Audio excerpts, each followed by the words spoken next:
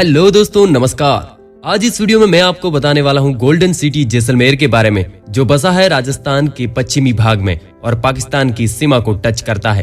भारत पाकिस्तान लगने वाली अंतर्राष्ट्रीय रेखा को रेड क्लिफ लाइन कहते हैं, जो भारत के साथ कुल सीमा 3310 किलोमीटर है, जिसमें से 464 किलोमीटर अकेला जैसलमेर लॉक करता है। अगर आप कभी राजस्थान में घूमने का मन बनाते हो तो नंबर 1 पर आपका जैसलमेर रहना चाहिए, क्योंकि जैसलमेर के बारे में कहा जाता है कि घोड़ा कीजिए काठ का, पिंड कीजिए पाषाण, बख्तर कीजिए लोह का, तब देखो जैसाण। तो दोस्तों, जैसलमेर ने हमें दिया है परमाणु परीक्षण, जिससे भारत को विश्व में परमाणु शक्ति के रूप में नई पहचान मिली थी। तो इस वीडियो को शुरू करते हैं, लेकिन उससे पहले इस वीडियो को लाइक एंड चैनल को सब्सक्राइब कर दीजिए और इस वीडियो को आप शांति से गले में बैठकर देखिए, जहां पर आपका कोई ध्यान ना भटकाए, क्योंकि मैंने इस वीडियो में जैसलमेर के बारे में महत्वपूर्ण जानकारी देने की कोशिश की है, जो आपको ट्रैवल गाइड और अगर आप स्टडी करते हो तो सोने पे सुहागा है, क्योंकि जैसलमेर से जुड़े कई सवाल कवर करेंगे इस वीडियो में। तो कर दो भाई लाइक और सब्सक्राइब और इस वीडियो को एंजॉय करो।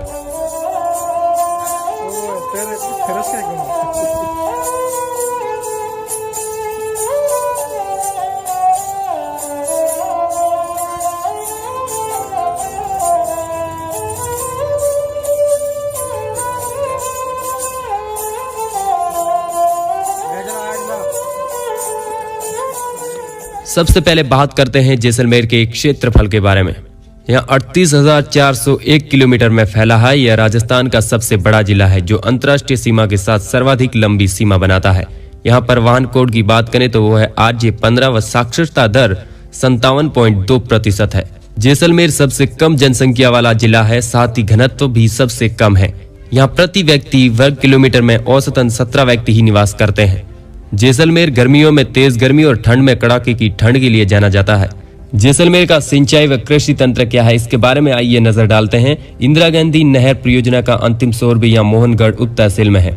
इस नहर से जैसलमेर में बड़े क्षेत्र में खेती की जाती है। नहरी क्षेत्र में नाचना, मोहनगढ़, रामगढ़ आदि कृषि क्षेत्र हैं। इन क्षेत्रों में अधिकांश किसान गंगानगर, हनुमानगढ़, बीकानेर, नागौर, चूरू व बाड़मेर के हैं। कुछ स्थानीय किसान भी खेती बाड़ी करते हैं। यहाँ की खेती में गवार, मूंग, मोठ, तिल, मूंगफली, सरसों, बाजरा, चना, जीरा, इसबगोल प्रमुखता बोया जाता है। हालांकि नहर के अलावा स्थानों पर ट्यूबवेल से भी खेती की जाती है, लेकिन कम मात्रा में। इसके 2 कारण हैं। एक तो यहाँ की भूमि में प्रचुर मात्रा में पानी नहीं है, दूसरा अधिकांश जगह लवणीय पानी है। साथ ही में बारिश के औसत से भी कम होती है। यहाँ पर अगर समय पर अच्छी बारिश होती है तो बारानी खेती भी की जाती है। यहाँ पर बरसाती पानी को संजोकर खेत में रखा जाता है। पानी को सोखने पर वहाँ की खेती, उसे स्थानीय भाषा में खड़ीन कहा जाता है। दोस्तों, एक नजर डालते हैं जैसलमेर के इतिहास के बारे में। जैसलमेर की स्थापना 840 वर्ष पूर्व भाटी राजपूत रावल जैसल ने सन 1156 में की थी। जैसलमेर पूर्व में वल्ल मंडल के नाम से जाना जाता था। इसकी राजधानी लोदरवा थी तथा वहां के पवार राजा राज्य करते थे। तब इस नगर का नाम भावनगर था। सदियों से अपनी परंपरा, कला और संस्कृति को सजोता आ रहा जैसलमेर आज देश विदेशी पर्यटकों को आकर्षण का मुख्य केंद्र बन गया है। हर वर्ष लाखों पर्यटन यहाँ पर स्थापत्य शैली, पीले पत्थरों पर उकेरी गई बारीकी शिल्प तथा हस्तशिल्प कला को देखने के लिए आते हैं। जैसलमेर का इतिहास अत्यंत प्राचीन रहा है। यह शहर प्राचीन सिंधु घाटी सभ्यता का क्षेत्र है। वर्तमान जैसलमेर जिले का भूभाग प्राचीन काल में मांडधरा अथवा वल्लभ मंडल के नाम से प्रसिद्ध था। ऐसा माना जाता है कि महाभारत युद्ध के पश्चात कालांतर यादवों का मथुरा से काफी संख्या में ब्रह्मज्ञान हुआ। इस भाटी राजपूतों की प्रथम राजधानी तनोट, दूसरी लोदरवा तथा तीसरी जैसलमेर रही। अब बात करते हैं पोखरण के बारे में, पोखरण परमाणु परीक्षण के बारे में। 11 मई 1998 को जब पोखरण स्थित फील्ड फायरिंग में रेंज परमाणु परीक्षण हुआ, तो उस समय DRDO के तत्कालीन निदेशक भारत के पूर्व राष्ट्रपति डॉक्टर अब्दुल कलाम थे।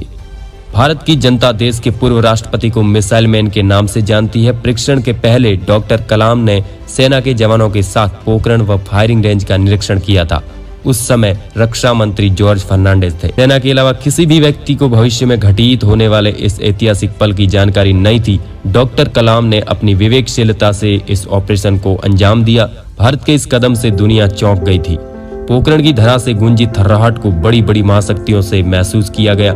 जैसे ही डॉक्टर कलाम के नेतृत्व में राजस्थान की इस वीर प्रसुत्ता धरती पर परमाणु परीक्षण किया गया, उस चंद घंटों के बाद राष्ट्रपति को सेना के अधिकारियों से मीडिया से रूबरू हुए थे। उस दौरान डॉक्टर कलाम ने परमाणु परीक्षण के साथ साथ पोखरण व खेतलाई गांव में एक नहीं कई बार आने का भी जिक्र किया था। उन्होंने उस समय कहा था कि इंसान की पहचान साधारण रूप में अधिक होती है, न कि पद प्रतिष्ठा से। परीक्षण के समय देश के प्रधानमंत्री अटल बिहारी वाजपेयी थे। उन्होंने परमाणु परीक्षण के देश के लिए गौरवान्वित बताकर लोगों का आभार व्यक्त किया था। अभी बात करते हैं जैसलमेर के पर्यटन स्थलों के बारे में। सबसे पहले हम बात करेंगे सोनार का किला, जो जैसलमेर का किला के नाम से जाना जाता है। इसका निर्माण राजपूत शासक जैसल ने 1156 ईस्वी में करवाया था। ये दुनिया का सबसे बड़े किलों में शुमार है। सुनहरे और पीले रंग के मिश्रित बलुआ पत्थर के किले को जादुई रूप प्रदान करता है। राजस्थानी वास्तुकला के जादू को प्रदर्शित करने वाला किला लंबा और गौरवान्वित। फिर आता है बड़ा बाग, विशाल बगीचा। महाराणा जैत सिंह के काल में इसका निर्माण किया गया था। वैसे तो जैसलमेर में बहुत सारी जगह है घूमने के लिए, लेकिन कुछ जगह इम्पोर्टेंट है, उन्हीं के बारे में हम आपको बता रहे हैं। दोस्तों, तीसरे नंबर पर है पटवों की हवेली। पटवों की हवेली मुख्य शहर में स्थित है। इसे गुमान चंद के नाम से एक प्रसिद्ध व्यापारी और उनके पुत्रों ने बनाया था। इस विशाल 5 मंजिला निर्माण में 5 जटिल रूप से सजाए गए विशाल स्वीट है। बड़े गलियारे और सजी हुई दीवारों पर इस कला का रूप उत्कृष्ट प्रतिनिधित्व करती है, जो प्रचलित थी। पूरा निर्माण पीले बलुआ पत्थर से बना है। स्मारक की भव्यता और वास्तुकला शहर की सांस्कृतिक विरासत में अत्यधिक मूल्य को जोड़ती है। फिर दोस्तों आता है सैम सैंड ड्यून्स। यहाँ पर आपको बहुत मजा आने वाला है। रेगिस्तान का अनुभव करने के लिए आपको डेजर्ट सफारी करने की आवश्यकता है। Sam sand dunes desert safari के लिए आदर्श स्थान है। को ऊंट की पीठ पर सफारी पसंद आएगी, जो आपको जंगलों और कुंडों के साथ ले जाएगी और आप रेगिस्तान पर सुरमय सूर्यास्त देख सकते हैं। जीप सफारी भी उपलब्ध है। डेजर्ट फेस्टिवल फरवरी और मार्च के महीनों में आयोजित किया जाता है, तो घूमने के लिए इस समय आपके लिए सबसे बेहतरीन माना जाएगा। यदि आप इस समय के आसपास आते हो तो यहाँ पर आपको आयोजित होने वाले लोक नृत्यों, ऊँटों की दौड़ और अन्य सांस्कृतिक कार्यक्रम देखने का भी मौका मिलेगा। फिर हम बात करते हैं थार विरासत संग्रहालय की। शहर के मुख्य बाजार में स्थित है। इस संग्रहालय के संस्थापक लक्ष्मी नारायण खत्री थे। संग्रहालय आपको प्रसिद्ध थार रेगिस्तान का इतिहास, सांस्कृतिक कला और वास्तुकला प्रस्तुत करता है। फिर बात करते हैं हम गढ़ीसर झील के बारे में। शांति से बैठिए गढ़ीसर झील के किनारे। किले से 1 किलोमीटर दूर गढ़ीसर झील स्थित है। इसका निर्माण भूमि के पहले शासक रावल राजा जैसल द्वारा किया गया था। जैन मंदिर। जैसलमेर किले के अंदर स्थित जैन मंदिर तीर्थकारों को समर्पित मंदिर की एक श्रृंखला है, जो 12वीं शताब्दी में इसका निर्माण का पता लगाया जा सकता है। मंदिरों को उनकी विशिष्टता स्थापत्य कला के लिए जाना जाता है, जो माउंट आबू के दिलवाड़ा मंदिर के अनुरूप है। सालिम सिंह की हवेली। जैसलमेर की सभी हवेलियों में से एक सालिम सिंह की हवेली अपनी विशिष्ट और आकर्षक वास्तुकला के लिए जानी जाती है। इसे तत्कालीन मंत्री सालिम सिंह ने बनवाया था, जो किला जितना ऊंचा बनाना चाहते हैं, लेकिन राजा ने इसकी मनाही कर दी थी। इसकी वास्तुकला की अपनी विशिष्ट शैली और मोर के आकार की छत के साथ 38 बालकनी है। यह हवेली अतीत में एक अच्छी झलक प्रदान करती है और यहाँ ली गई तस्वीरें विस्मयकारी होंगी। अब बात करते हैं कुलधरा के बारे में। दोस्तों, कुलधरा के बारे में बहुत कुछ जानने की जरूरत है, लेकिन वो आने वाले वीडियो में हम बात करेंगे। कुलधरा कभी पालीवाल ब्राह्मणों के कब्जे में रहने वाला समृद्ध शहर था। एक रात के भीतर एक पूरे शहर को क्यों छोड़ दिया, इसका कारण स्पष्ट नहीं है, लेकिन लोकप्रिय धारणा इसके लिए तत्कालीन राज्य मंत्री सालिम सिंह को जिम्मेदार ठहराती है।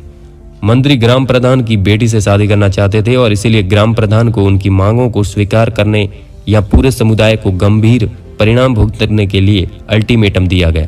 मंत्री की मांगों को मानने के बजाय पूरे गांव ने दूर जाने का फैसला लिया। जाने से पहले उन्होंने इस जगह को कभी वापस आने का नहीं ठाना। उन्होंने श्राप दे दिया कि आज के बाद यहाँ पर कोई नहीं बस पाएगा। अतीत की एक झलक को पाने के लिए कुलधरा जाएं और इसकी कहानियों को रूबरू करें।